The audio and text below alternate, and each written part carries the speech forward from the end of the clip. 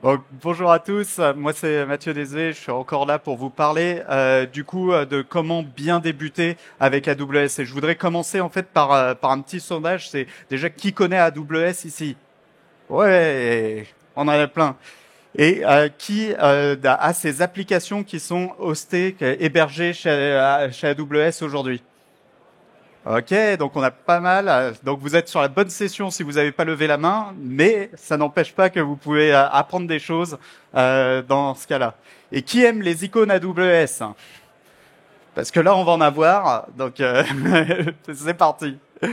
Donc on va commencer par là. En fait, cette slide, c'est tous les services qu'on a et qu'on va devoir apprendre par cœur pour pouvoir commencer chez AWS.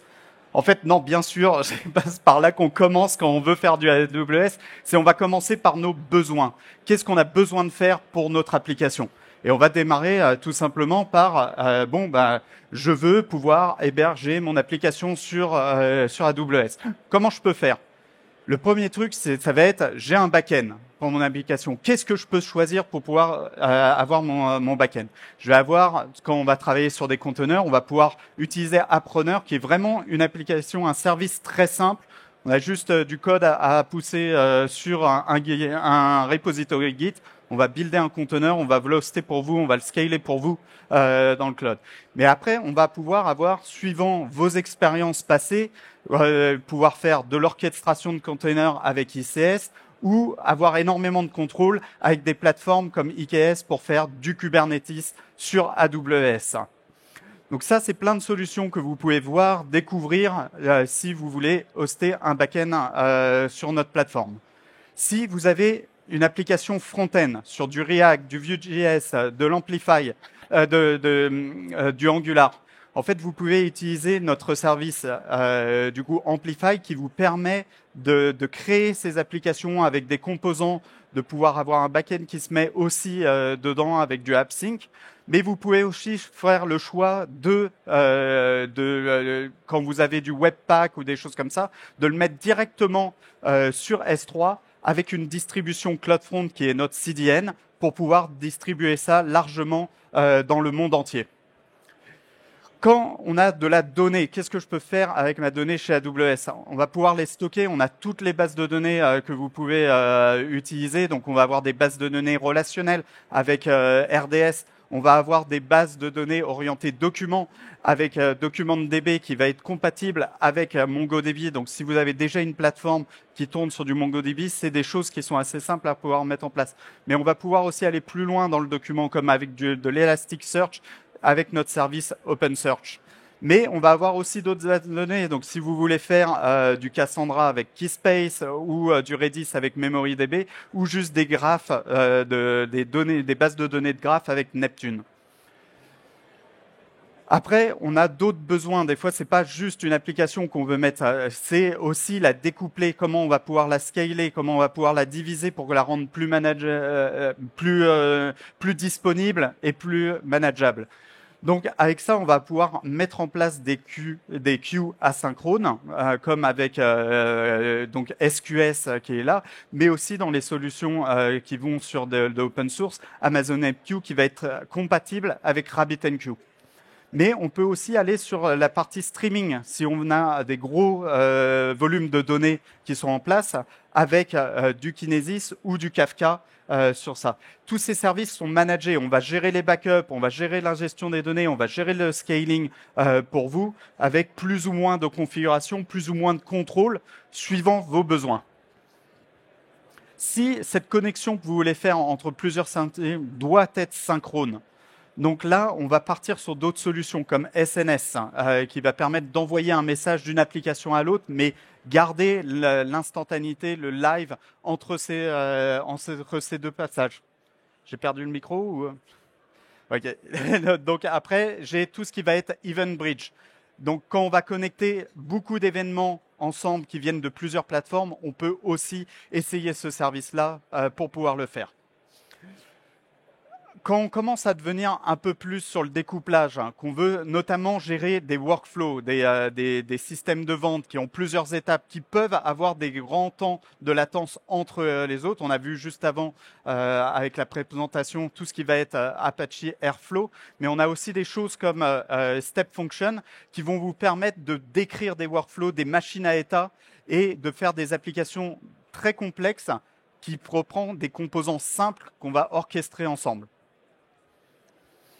Si on veut analyser de la data sur AWS, la première étape qu'on doit faire, c'est déjà rentrer des données sur AWS. Donc sur ça, on va avoir plusieurs services qu'on va pouvoir faire, mais le plus important, ça va être de les mettre sur S3.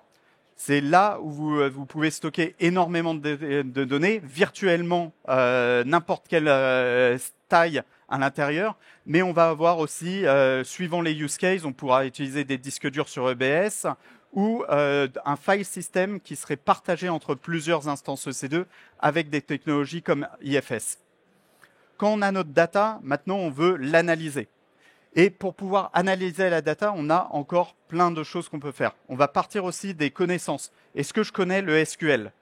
Donc, quand je connais le SQL, je sais écrire une requête. Je vais pouvoir utiliser des outils comme Athena qui permettent de créer des requêtes SQL sur des fichiers S3.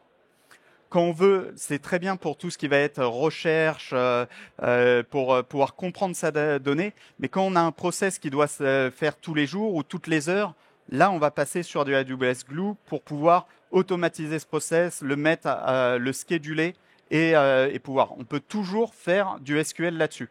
Et après, quand on va avoir des besoins qui sont très récurrents de données, qui sont énormément d'utilisateurs, voire une application de business analyst qui va se connecter dessus, on va pouvoir utiliser des data warehouses comme Redshift pour pouvoir analyser cette donnée.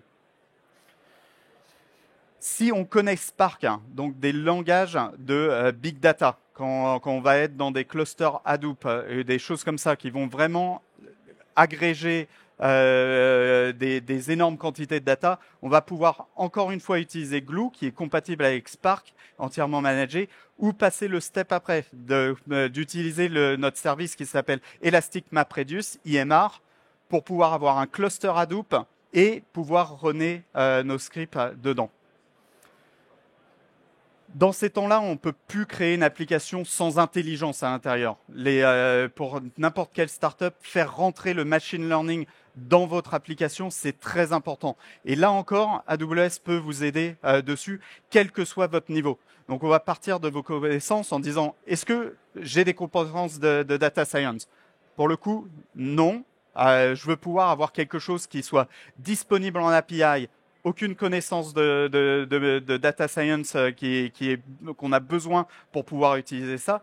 On va avoir des modèles très variés qui vont être disponibles dans notre plateforme. On va pouvoir traduire du texte, on va pouvoir transcrire du texte depuis une vidéo, du son, on va pouvoir reconnaître des images, on va pouvoir comprendre du langage dessus de manière très facile. Donc, tous les usages sont possibles, faire du forecasting dessus. On va avoir des services sur étagère consultable en API.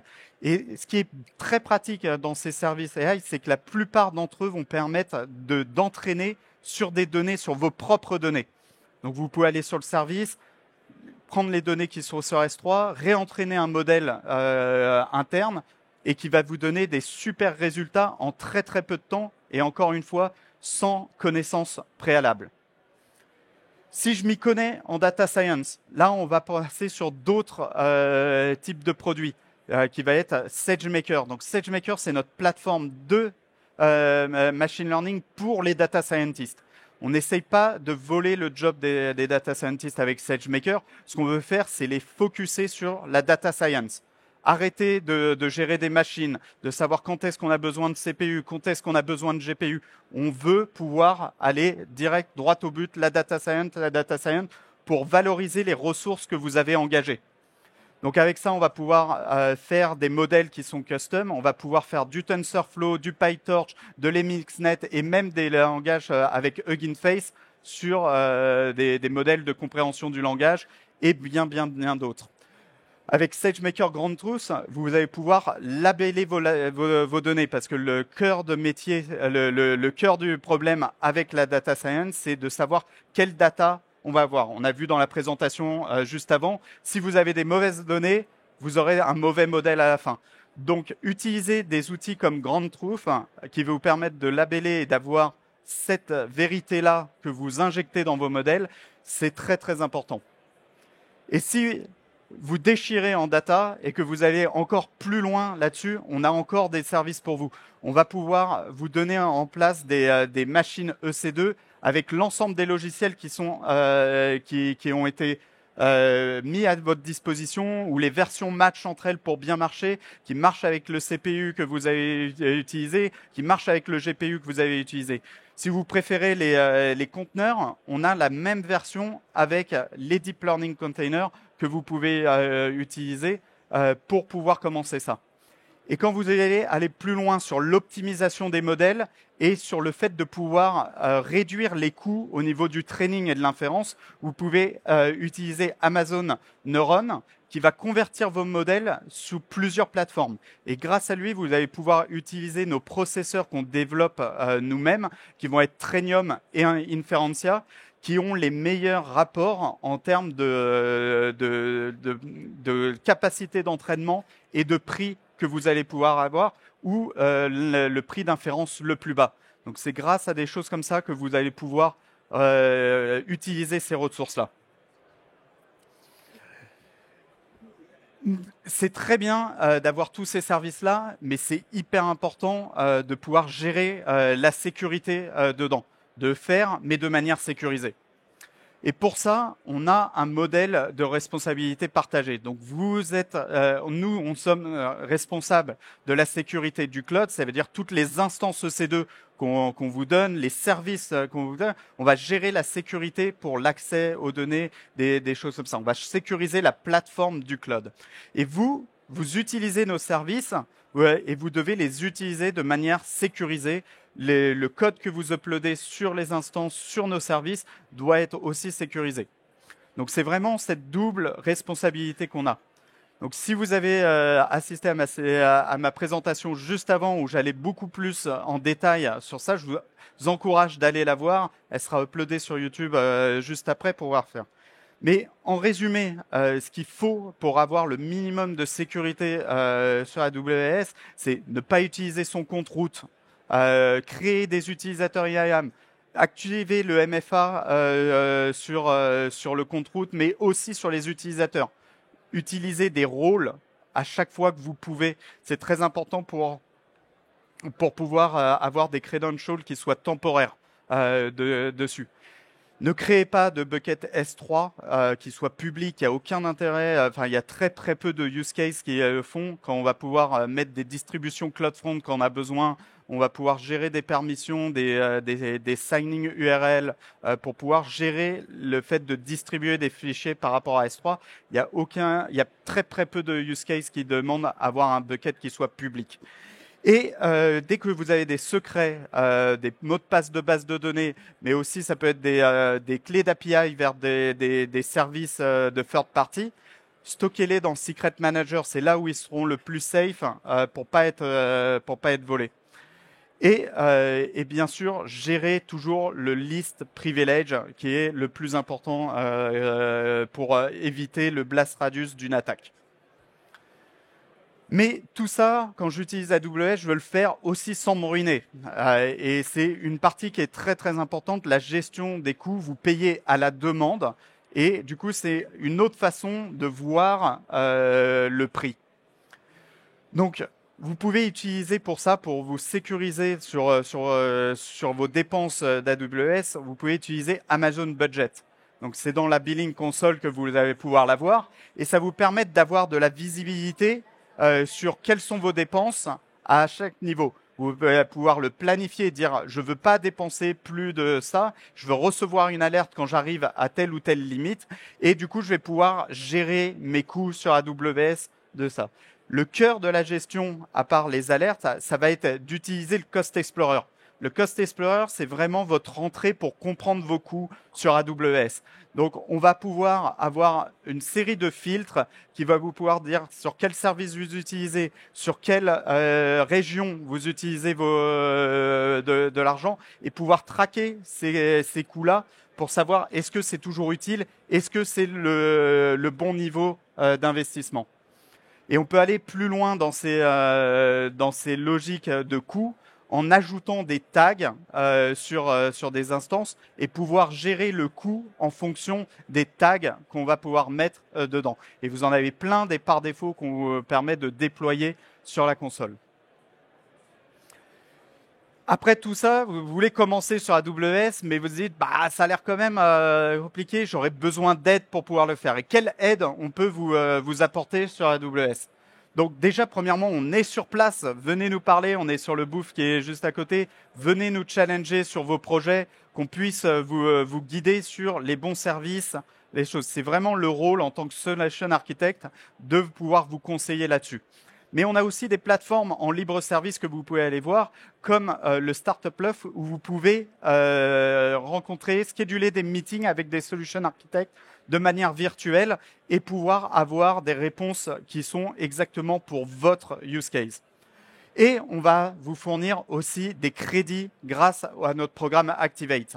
Donc, si vous êtes startup et que vous n'avez pas, que vous commencez, que vous n'avez pas encore eu de crédit, vous pouvez aller sur l'Activate Console et réclamer vos crédits Founders, qui est $1000 sur notre plateforme. Mais aussi le Startup Love, c'est plein d'événements qui se passent tous les jours en virtuel sur énormément de sujets. Donc là, je vous ai pris quelques meetings qu'on va faire, des sessions, des livres, même aujourd'hui. Donc vous avez sur du co-sales, vous avez aussi comment accélérer, comment on fait des conteneurs dans Kubernetes, Generative AI. Tous ces sujets, c'est quelque chose qu'il faut aller très souvent sur le Startup Loft pour voir les événements, voir s'il y a quelque chose qui vous intéresse et y participer. C'est totalement gratuit. Vous avez juste à vous inscrire et vous connecter le jour de la session. Donc, merci beaucoup pour cette session. N'hésitez pas à me donner du feedback par ce QR code et je serai sur le côté si vous avez des questions.